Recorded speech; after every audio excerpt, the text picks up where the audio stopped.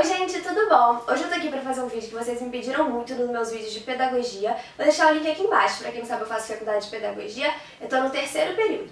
E vocês sempre me pedem pra dar dicas de estudo, pra contar um pouquinho dos meus métodos e tal, mas eu acho que não adianta eu chegar aqui e falar meu método e pronto, porque é uma coisa que não é uma coisa muito de cada pessoa, sabe? Então você tem que se conhecer muito pra você descobrir quais são os métodos que funcionam melhor pra você.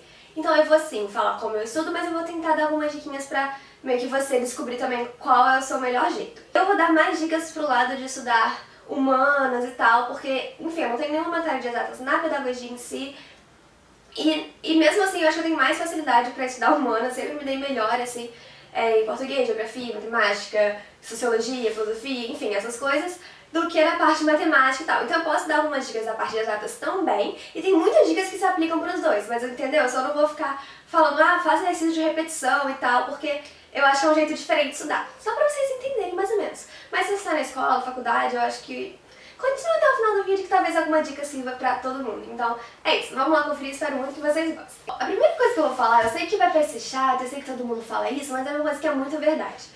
É necessário ter um mínimo de organização. E eu falo isso por eu não ser a pessoa mais organizada do mundo. E eu sei quão perdido eu fico quando as coisas não são organizadas. Eu não consigo me concentrar bem porque eu sei que falta não sei o que, falta não sei o que, eu não sei onde está cada texto.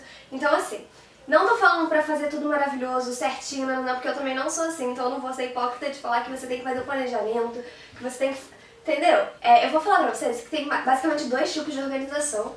Nesse vídeo eu vou falar dois tipos de organização, que é a organização do tempo e a organização das coisas meio que físicas, dos materiais. Pra falar primeiro dos materiais, uma coisa que acontece muito na faculdade, que no colégio não funcionava, então quando eu entrei na faculdade foi tipo assim, estranho, foi que existe a pasta de xerox dos textos. Então na minha faculdade tem várias xerox que tem a pasta e você tem que pegar esse texto, tirar a xerox e levar pra sua casa, entendeu? Pra você ler o texto. Só que o que acontece? Os professores também vão se modernizando e alguns mandam por e-mail esses textos. E alguns mandam na pasta e pelo e-mail, alguns mandam só pela pasta, outros só pelo e-mail. Então você tem que ficar muito ligado nisso, porque até hoje, eu estou no terceiro período, eu esqueço que o professor só manda pela pasta. Aí eu sei que tem um texto pra amanhã e eu fico, esqueci de pegar na pasta, achei que tivesse no e-mail e não tá. Enfim, o que eu quero dizer com isso? Que essa coisa de organizar os seus textos, principalmente, eu sei que meu maior público está na faculdade e o meu maior público também deve fazer pedagogia, não maior, mas muita gente. E tem muito texto, gente, então assim, não adianta. E no primeiro período eu tentava imprimir tudo. No primeiro e segundo eu tentava imprimir a maioria dos textos, só que assim, eu acho que é um desperdício enorme de papel. Eu sei que tem gente que só consegue se concentrar no papel, e uma das dicas que eu vou falar é justamente isso. Só que assim, eu ficava com um bolo de texto que eu lia uma vez na vida e não ia ler nunca mais, e eu achava isso péssimo. Quando o professor manda pelo e-mail, eu pego pelo e-mail, não pego pela pasta, porque eu acho que é desperdício de folha, de tinta, de tudo, entendeu? Então, eu tenho pastas no computador, então pastas online, não é online, mas enfim, sem ser físicas. No computador escrito primeiro período, aí tem o nome da matéria dentro dessa pasta com os textos dessa matéria. Segundo período a mesma coisa, terceiro período a mesma coisa. Essa é a parte mais difícil pra mim de organização de coisas, porque às vezes chega na véspera da prova, eu não encontro texto, enfim, meio complicado. Já o outro lado é o lado de você organizar o seu tempo. Isso eu acho que eu tenho alguns vídeos que vão ajudar nisso, então eu vou meio que linkar os vídeos pra vocês. Esse vídeo aqui eu fiz sobre organização usando o seu celular. Então tem dica de agenda, dica de post-it de tipo de nota de memória no celular. E ele tá bem completinho, eu gosto bastante dele, eu acho que ele é informativo, então confiram ele se vocês quiserem se organizar assim, meio que diariamente. Esse vídeo aqui eu fiz, que é muito legal também, que é do meu planner semanal. E não que eu use ele sempre, eu não uso assim um espaço específico só pra estudar, mas ele é importante pra eu ver em quais espaços livres eu tenho na minha rotina. Então, como eu faço cada dia uma coisa diferente, eu preciso separar um tempo pra eu gravar vídeos, separar um tempo... Pra estudar eu não separo, mas eu sei que está entre esses horários, entendeu? Então só pra me organizar, eu gosto de fazer esse planner todo começo de semestre também. E aqui vai ter mais um link, tudo aqui embaixo na verdade, mas aqui desse lado agora vai aparecer mais um link de um vídeo que eu faço em semana de... de uma dica de que eu faço em semana de prova, que é organizando a minha semana. Então uma organização tipo assim, vou ter prova semana que vem, como eu vou organizar a minha semana anterior? Então eu falo, segunda eu vou ter que fazer isso, terça eu tenho que fazer isso. Esse vídeo também é bem completinho, tem umas dicas bem legais que as pessoas gostam. Eu tô falando não que estou me esnobando, não. Eu tô falando, me gabando, quer dizer. Eu tô falando que as pessoas elogiaram e tal, falaram que ajudou elas, então acho que pode ajudar vocês também. Bom, a segunda dica que eu quero falar pra vocês é uma coisa que falta trabalhar muito na escola, que é uma coisa que a nossa vida como pessoa, seria muito melhor se a gente estudasse, trabalhasse isso na escola. E eu sei que a gente não trabalha, que é uma coisa chamada metacognição. O que é metacognição? É basicamente você saber o que você sabe e você se conhecer no sentido de saber quais são os melhores métodos para você estudar, quais as melhores formas, quais as melhores horas que você estuda. Enfim, você saber coisas sobre você no sentido cognitivo, entendeu? Enfim, acho que deu pra vocês entenderem. O que eu quero dizer com isso? Que é o que eu falei no começo do vídeo. Cada pessoa precisa se conhecer para saber como estuda melhor. Isso é basicamente o que é metacognição. Então, essa é uma coisa que a gente deveria treinar desde criança, sabe? Por exemplo, você fazer autoavaliação na escola é você tentar avaliar o que você sabe. Porque você vai saber, essa matéria eu sei, essa matéria eu preciso estudar, qual o método que eu posso usar para estudar essa matéria? Ah, se é uma matéria de exatas, eu preciso estudar de tal forma. Se é uma matéria de humanas, eu preciso... Entendeu? Então, essa é uma coisa que eu sei que a gente tem dificuldade por a gente não ter essa oportunidade de treinar isso tanto na escola. Eu na escola, eu sabia exatamente como eu funcionava também. Eu sempre fui uma aluna boa, assim, no sentido de tirar notas boas, como eu já disse, mas eu nunca fui estudar todo dia. Não adianta. No terceiro ano, como eu já falei, eu falei que ia estudar todo dia, não estudei todo dia. Mas por quê? Porque eu sei que eu não funciono assim e eu sei que eu funciono do jeito que eu funciono, entendeu? Então eu tiro nota boa não fazendo isso. Então, no meu caso, eu tô aprendendo. Só que, o que acontece no meu caso também? Eu faço o que eu tenho que fazer. Tem pessoas que eu sei que não conseguem fazer, mas assim, eu tenho um trabalho pra entregar amanhã, eu vou conseguir terminar ele hoje e não vou virar a noite pra isso. Eu nunca virei noite pra terminar nenhum trabalho. Eu tenho um foco muito bom, então eu sei que se eu tiver 2 horas pra fazer, eu vou ficar pressionada, eu vou ficar nervosa, mas eu vou fazer. Não vai me dar um bloqueio, entendeu? Eu não vou precisar, sei lá, tomar 1000 cafés e coisas pra ficar acordada. Eu tenho um controle bom sobre isso, no sentido de consigo fazer tudo o que eu preciso. Só que não adianta você ficar nessa coisa horrível de ficar, nossa, será que eu vou conseguir, será que eu não vou conseguir? O ideal, como eu já disse antes, é você tentar se planejar. Só que pra você se planejar, você tem que, justamente como eu disse, se conhecer. Eu tento não estudar de véspera. Na semana de prova eu faço aquilo que eu falei na dica anterior, que é tentar organizar, realmente escrever o que eu vou fazer cada dia, por mais que eu não siga exatamente como tá, pra ter uma noção. E uma coisa que é, assim, fundamental é você saber o jeito que você estuda melhor. Então, por exemplo, lugar onde você estuda melhor. Geralmente as pessoas gostam de lugar extremamente silencioso, não sei o quê. Eu não funciono com isso. Primeira vez que eu entrei na biblioteca da minha faculdade, eu fiquei assim, gente, eu quero sair daqui. Não no sentido ruim, mas no sentido de... é muito silêncio pra mim, eu não consigo. Tipo, o silêncio me atrapalha ao invés de ajudar, entendeu? Óbvio que eu não vou conseguir estudar no meio de uma multidão com 1000 pessoas falando. Mas o lugar que eu mais gosto de estudar é a minha casa. Tem gente que tem que ir pra faculdade pra estudar, então eu fico na faculdade de tarde estudando. Pra fazer trabalho, eu até acho bom, ter computador, não sei o quê. Mas assim, eu prefiro estudar na minha casa, mesmo que seja na cama. Então, o lugar físico onde é melhor você estudar. Eu gosto de estudar na cama, eu não tenho problema com isso. Mas eu gosto de escrever texto no computador, sentada na cadeira. Isso são as coisas básicas, são coisas que fazem diferença de verdade, sabe? Então, isso, onde estudar, qual é a melhor hora pra estudar. À noite acaba que eu fico cansada e tal, só que, tipo assim, tem gente que é muito mais noturno do que diurno, eu não tenho tanto isso. Eu consigo estudar no horário que eu tiver que estudar. Eu acabo deixando pra estudar à noite, geralmente por eu estudar de manhã e fazer as coisas de manhã, entendeu?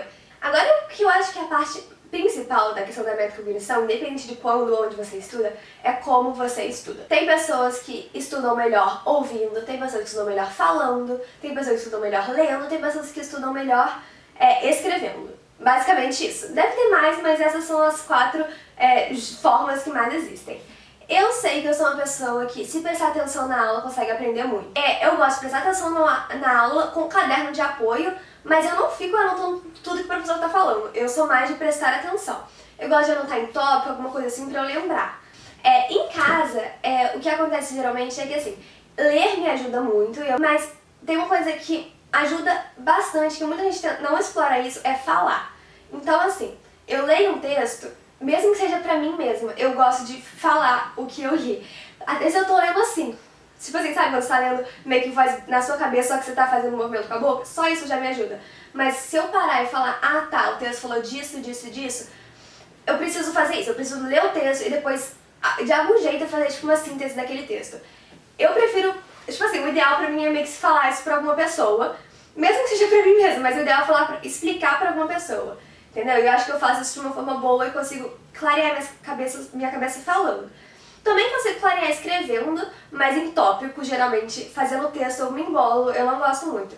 Então, quando eu tenho que estudar para uma matéria que tem muito texto para ler, eu faço isso, eu tento fazer uma síntese em tópicos, porque tem gente que não, que prefere fazer um texto corrido, falando sobre tudo que o texto falou, entendeu? Então é uma coisa muito, vai de pessoa para pessoa. Mas sobre leitura de texto eu vou falar no próximo tópico também, umas coisinhas básicas. Por exemplo, eu aprendo muito vendo vídeo no YouTube. E eu já falei isso pra vocês em outros vídeos, que assim, no terceiro ano, cara, não desmerecendo meus professores, mas eu só aprendi física e química com vídeo no YouTube, basicamente. Física, então, nossa, então assim, pego, assim, e eu tô em casa, entendeu? Que é o lugar que eu também gosto mais. Eu tô em casa, eu coloco o vídeo, e aí eu, sei lá, por exemplo, física, eu vou fazendo exercício junto com um cara que tá lá fazendo no YouTube. Então essas coisas exatas, elas, pra mim, são muito mais fáceis pelo vídeo. E aí o que eu gosto de fazer em humanas também, ou seja, filosofia, sociologia, coisas de pedagogia e tal. Eu gosto de procurar, tem muitos vídeos super legais, didáticos, que não são aqueles monótonos e tal.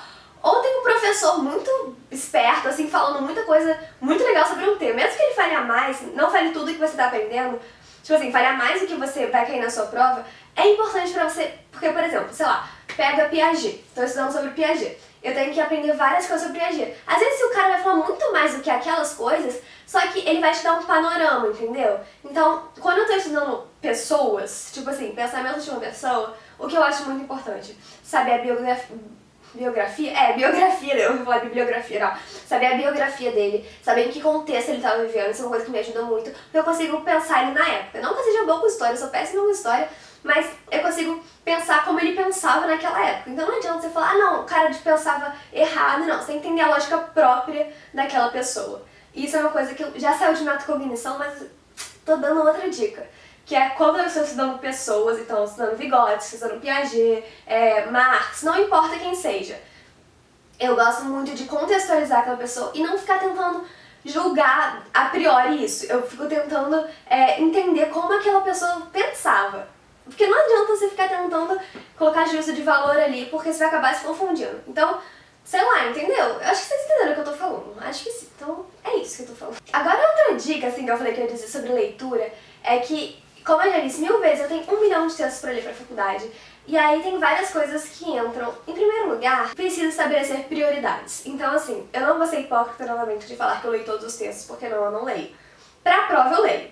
Eu geralmente leio todos os textos que vão cair na prova. Só que, teoricamente, todos que vão cair na prova já era pra eu ter lido ao longo da semana. Só que, gente, real, tem gente que consegue, mas eu não tenho condições de fazer isso. Às vezes tem 3 aulas no dia, no meu dia. Às vezes eu tenho texto de 3 matérias. E no outro dia eu já tive, entendeu? São 5 dias da semana, com 3 matérias cada. Não funciona pra mim, eu não consigo. Então eu tenho que estabelecer prioridades. Como eu estabeleço isso? Textos que eu acho que vão me acrescentar profissionalmente, então não simplesmente academicamente. Textos que vão me ajudar na minha prática pedagógica no futuro, então textos que eu acho muito interessantes e tal, eu leio por mais vontade própria do que pra nota. E textos que vão ser importantes para eu fazer algum trabalho em sala de aula. Isso quando eu tenho que selecionar, quando eu não tenho que selecionar eu leio todos, obviamente. Mas textos que eu deixo de fora, tem professores que eles falam pra gente ler, só que chega na aula, eles fazem uma aula expondo o texto inteiro.